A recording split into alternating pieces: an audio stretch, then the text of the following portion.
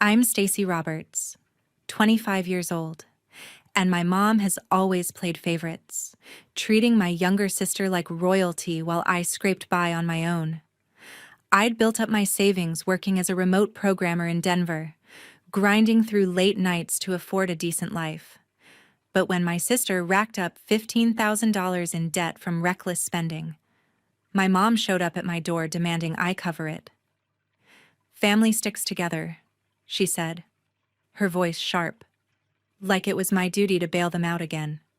I refused flat out, telling her I'd earned that money the hard way and wouldn't hand it over. Her face twisted in anger, and she stormed off, slamming the door behind her. That night, while I slept, she snuck back in with the spare key I'd forgotten to take back. The next morning, my phone buzzed with bank alerts my credit card drained. Savings wiped out on payments for my sister's mess. I stared at the screen, heart pounding. But I stayed silent. No calls, no confrontation. Just plan my next move.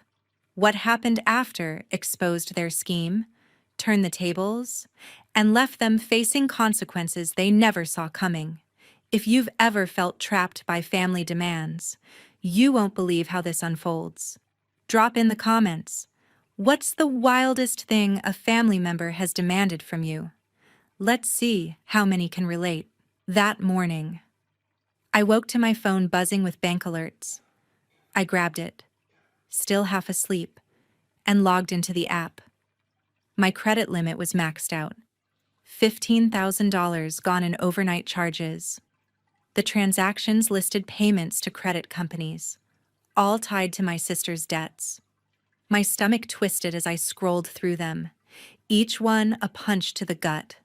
How had this happened? I remembered the spare key I'd given Mom years ago, the one she still had. She must have come back after our argument. My hands steadied as I dialed her number, the anger building with each ring. She picked up, sounding casual, like nothing was wrong. "Morning, Stacy. Sleep well." I cut straight in, voice low but firm. "You took my credit card and drained my savings for Misty's debts." Silence stretched, then she sighed, not even denying it. "You were being stubborn. Misty needed help, and family steps up. You'll get over it once you see her back on track."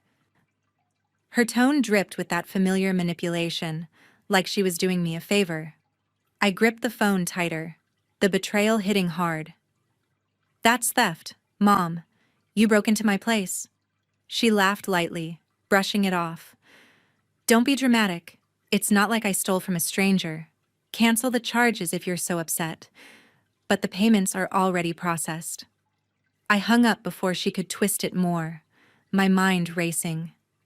This wasn't just about the money anymore. It was years of favoritism boiling over. I needed advice.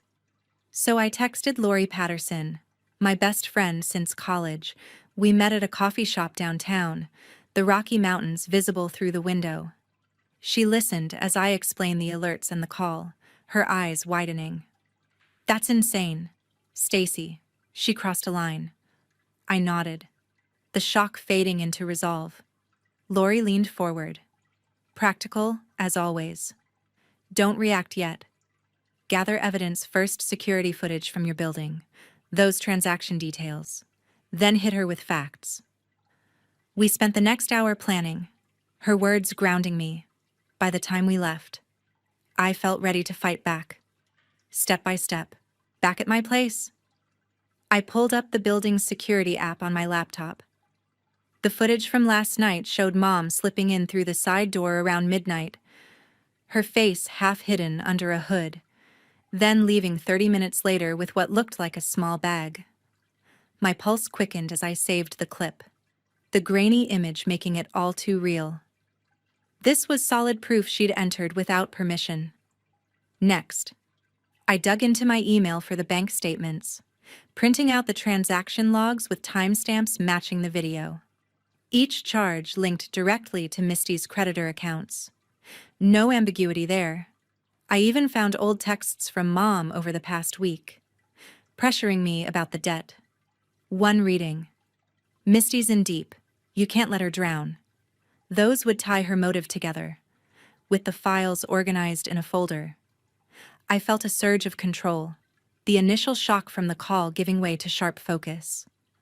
Lori stuck around, helping me label everything methodically. "This is airtight," she said, her voice steady as she cross-referenced the dates. We wrapped up by early afternoon, my desk cluttered with papers and the laptop screen frozen on Mom's exit. That's when I decided to loop in my dad. Curtis Roberts. He'd moved to a small town outside Denver after the divorce, keeping his distance from Mom's chaos. I hadn't talked to him much lately, but he knew her patterns better than anyone. His phone rang twice before he answered. His tone warm but cautious. "Stacy, everything all right?" I laid it out quick, skipping the emotional buildup. "Dad, Mom used my credit card to pay $15,000 of Misty's debts without asking. I have footage and records." He went quiet. Then exhaled slowly. "That's her all over again. Remember Grandpa's will? He set up that trust with a clause for exactly this. Any fraud against family means forfeiture of shares." My interest peaked. I'd heard whispers about it years back but never dug in. "Tell me more." Curtis explained over the next 20 minutes. His words measured. Grandpa had divided his estate evenly, but buried in the fine print was protection against financial harm to kin. Designed after spotting Mom's habits during his last years, her share sat at $180,000, Misty's at $45,000, both locked until certain ages, if convicted. It all shifted to the remaining beneficiaries, me and the cousins. As secondary trustee, I could enforce it.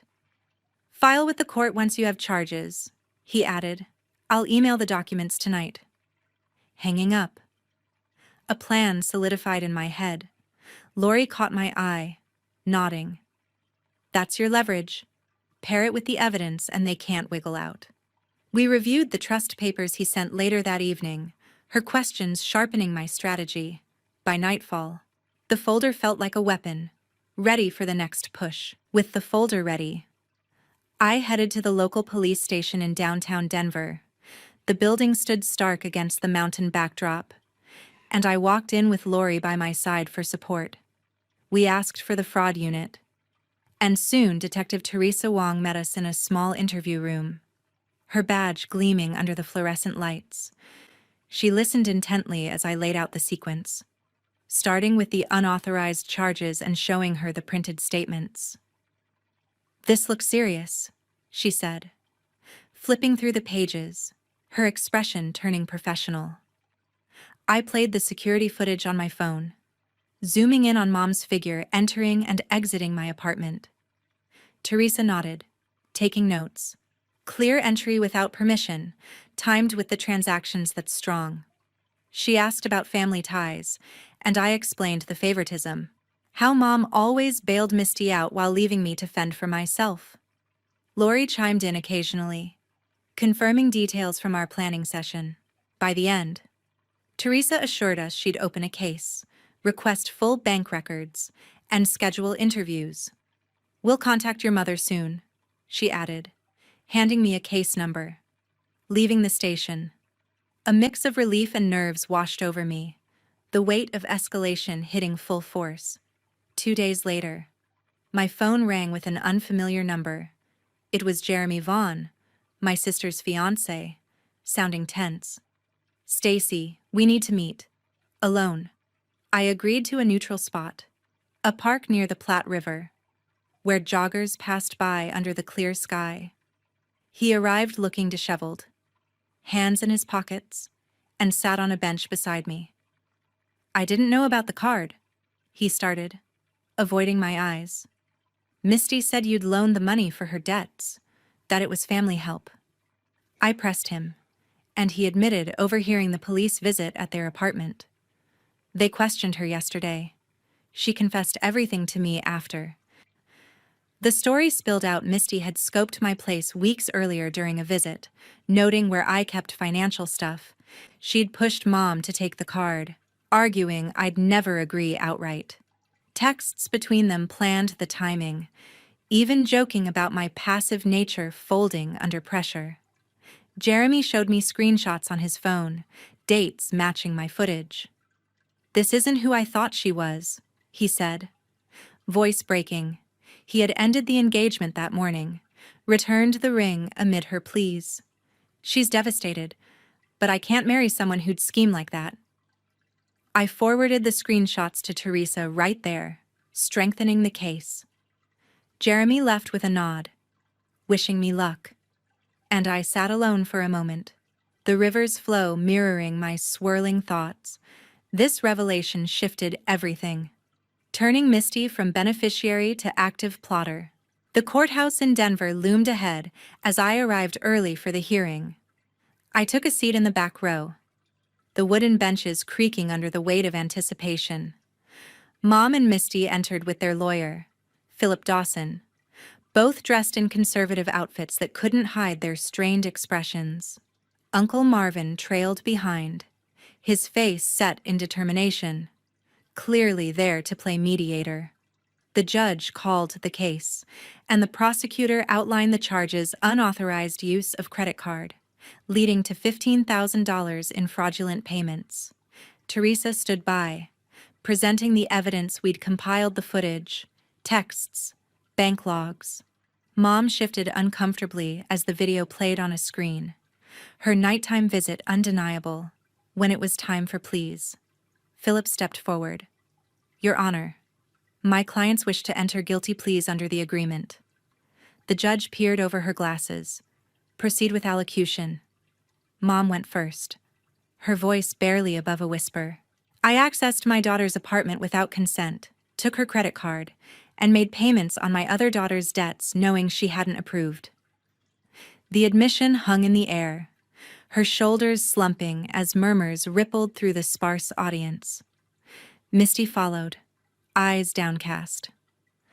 I assisted by identifying where she kept her cards during a prior visit, and I knew the funds were taken improperly.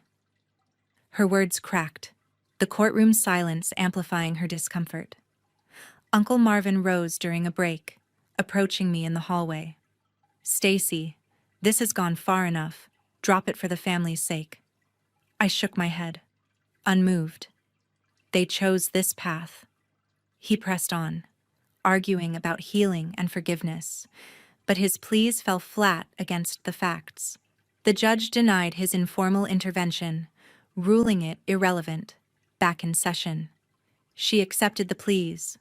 3 years probation each, 200 hours community service, full restitution within 30 days, and mandatory counseling. Fail any term, and it's jail.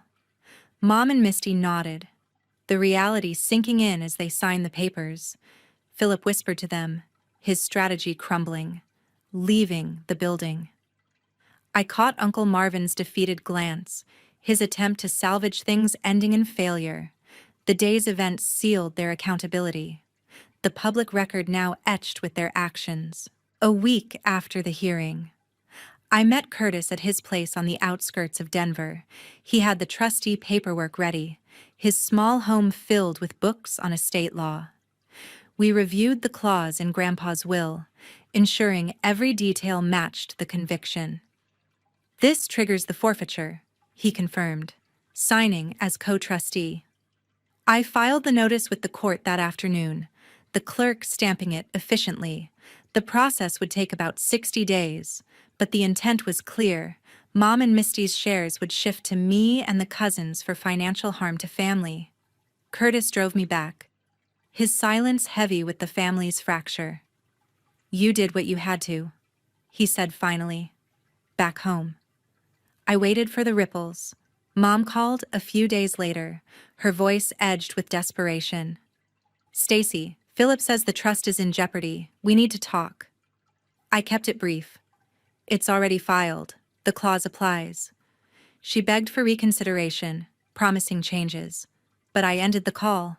Misty texted sporadically, vague apologies mixed with pleas for mercy. I ignored them, focusing on my routine, 2 months passed, and the administrator's letter arrived, forfeiture approved. Mom's $180,000 and Misty's $45,000 redistributed. The check for my share landed soon after. $140,000 deposited securely. The fallout hit them hard. Mom's employer ran a background check for her renewal certification and let her go, citing the criminal record. She scrambled for part-time gigs, her savings depleted from legal fees. Misty faced worse creditors hounded her anew, and with probation restricting travel. Job options shrank. She applied for loans to cover restitution. But high interest rates at 23% trapped her in a cycle, payments stretching years. Uncle Marvin reached out once, admitting the intervention failed. "They're struggling. Stacy," I replied simply. "Consequences." Lori and I grabbed coffee weekly, her support steady as I rebuilt. The money stayed untouched, a buffer for my future. Mom and Misty's world narrowed, probation meetings and service hours filling their days. Isolation growing as relatives distanced themselves. Their choices echoed back, reshaping everything without a path to reversal. Months later, I blocked every contact from them. No more voicemails pleading for understanding. No texts weaving excuses about hardship. The silence brought clarity. A quiet space in my Denver apartment where I could focus on what came next. Lori and I started hiking the trails near Boulder every weekend, her energy pulling me through steep inclines and winding paths. "You've earned this freedom," she'd say, passing a water bottle at the summit. Those outings rebuilt my stamina, both physical and mental, turning exhaustion into steady progress.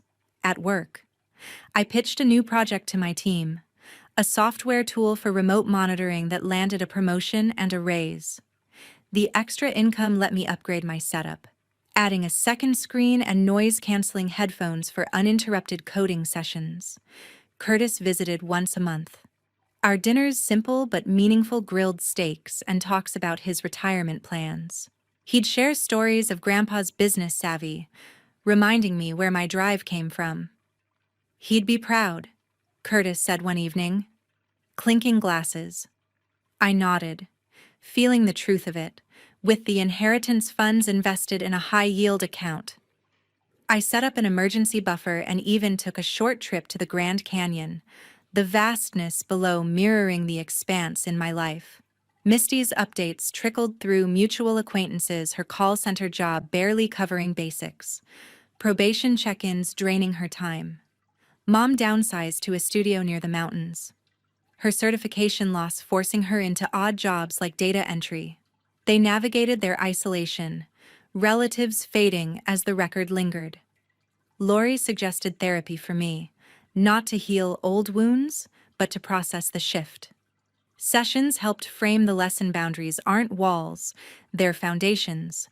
Family ties thrive on mutual respect, not one-sided demands. When manipulation erodes trust, cutting ties preserves your core. For anyone watching, recognize the signs: early unmet expectations, guilt trips, endless favors. Stand firm, build your path, and let consequences teach what words can't. True strength lies in choosing peace over obligation,